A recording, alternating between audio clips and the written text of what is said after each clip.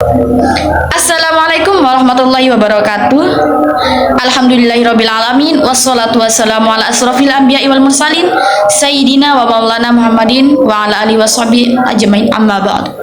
Yang saya ta'zimi pengasuh Pondok Pesantren Zainul Hasan Genggo, Kiai Haji Muhammad Hasan Mutawakil Allah SIMM. Yang saya hormati Rektor Universitas Islam Zainul Hasan Genggo, Bapak Dr. Abdul Aziz Wahab BMAG. Yang saya hormati Dekan Fakultas Tadris Umum Ibu Wahyu Lestari MPD. Yang saya hormati Kaprodi Tadris Matematika Ibu Eka Rahayu MPD. Dan yang saya hormati dosen pengampu mata kuliah Bahasa Indonesia Ibu Wahyu Lestari MPD. Dan terima kasih kepada orang tua saya yang selalu mendukung saya dalam setiap pembelajaran. Tanda baca. Tanda baca adalah tanda yang dipakai dalam sistem ejaan, dan tanda baca ini dapat membantu pembaca untuk memahami makna tulisan ataupun ejaan dengan tepat.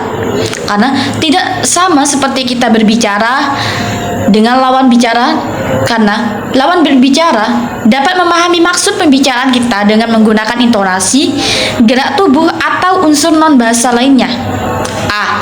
Tanda titik. Yang pertama untuk mengakhiri sebuah kalimat yang bukan merupakan pertanyaan atau seruan. Yang kedua, dipakai di belakang angka atau huruf dalam satuan badan ikhtisar atau daftar.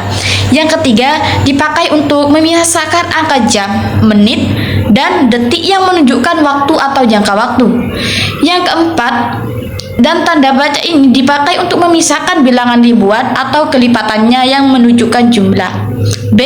Tanda koma. Yang pertama dipakai untuk unsur-unsur dalam suatu pemerincian atau pembilangan, memisahkan anak kalimat dari induk kalimat apabila anak kalimat tersebut mendahului induk kalimat. Yang kedua, dipakai untuk memisahkan anak kalimat yang mendahului induk kalimatnya. Yang ketiga, dipakai sebelum dan atau sesudah kata seru seperti iya, wah, aduh, atau hai, dan kata yang dipakai sebagai sapaan seperti bu atau di. Yang keempat, dipakai untuk memisahkan pemetikan langsung dari bagian lain dalam kalimat. 5. Dipakai di antara nama orang dan singkatan gelar akademik yang mengikutinya untuk membedakannya dari singkatan nama diri, keluarga, atau marga. Poin C, ada tanda seru. Tanda ini dipakai untuk mengakhiri ungkapan atau pernyataan yang berupa seruan atau perintah yang menggambarkan kesungguhan, ketidakpercayaan, atau emosi yang kuat. Jadi, ciri-cirinya itu ada tanda seru di belakang kalimat. Poin D, ada tanda titik koma. Yang pertama, tanda ini dapat dipakai sebagai pengganti kata penghubung untuk memisahkan kalimat setara yang satu dari kalimat setara yang lain di dalam kalimat majmuk. Yang kedua, tanda ini dipakai untuk memisahkan bagian-bagian penelitian dalam kalimat yang sudah menggunakan tanda koma. E. Tanda titik dua.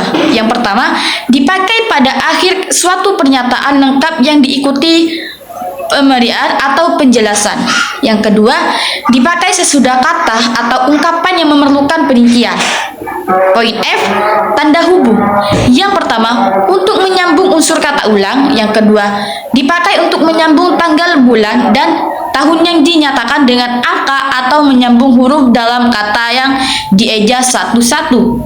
Yang ketiga, kata ini dipakai untuk merangkai unsur bahasa Indonesia dengan bahasa daerah atau bahasa asing. Poin G, tanda elipsis. Yang pertama, dipakai untuk menunjukkan bahwa dalam suatu kalimat atau kutipan ada bagian yang dihilangkan. 2. Dipakai untuk menulis ujaran yang tidak selesai dalam dialog.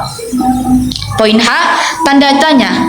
Yang pertama, tanda ini selalunya dipakai pada setiap akhir kalimat tanya. Kedua, tanda tanya yang dipakai dan diletakkan di dalam tanda kurung menyatakan bahwa kalimat yang dimaksud disangsikan atau kurang dapat dibuktikan kebenarannya. Poin I, tanda kurung. Yang pertama, dipakai untuk mengapit tambahan keterangan atau penjelasan. Yang kedua, dipakai untuk mengapit keterangan atau penjelasan penjelasan yang bukan bagian utama. J. Tanda kurung siku. Yang pertama, tanda ini dipakai untuk mengapit huruf atau kelompok kata sebagai koreksi atau tambahan pada akhir kalimat atau bagian kalimat yang ditulis oleh orang lain. Yang kedua, dipakai untuk mengapit keterangan dalam kalimat penjelas yang sudah bertanda kurung. K. Ada tanda petik. Yang pertama, tanda ini dipakai untuk mengapit petikan langsung yang berasal dari pembicaraan, naskah atau bahan tertulis lainnya. Yang kedua, dipakai untuk mengapit judul syair, karangan, bab buku apabila dipakai dalam kalimat. Yang ketiga, juga dipakai untuk mengapit istilah kalimat yang kurang dikenal atau mempunyai arti yang khusus. L. Tanda petik tunggal. Tanda ini dipakai untuk mengapit petikan yang tersusun di dalam petikan lain. Selanjutnya, tanda ini dipakai untuk mengapit makna, terjemahan, atau penjelasan kata atau ungkapan. Poin F. Tanda garis miring. Dari garis ini dipakai dalam nomor surat, nomor alamat, dan penandaan masa 1 tahun yang terbagi dalam 2 tahun takvim.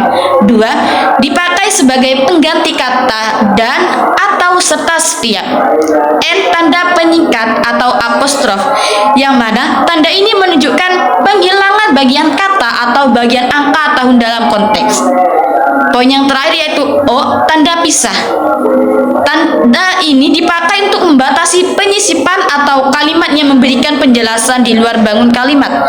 Yang kedua, tanda ini dipakai untuk menegaskan adanya keterangan aposisi atau keterangan lain. Dan yang terakhir, dipakai di antara dua bilangan, tanggal atau tempat yang berarti sampai ke atau sampai dengan. Baik, itulah beberapa materi yang dapat saya sampaikan mengenai tanda baca.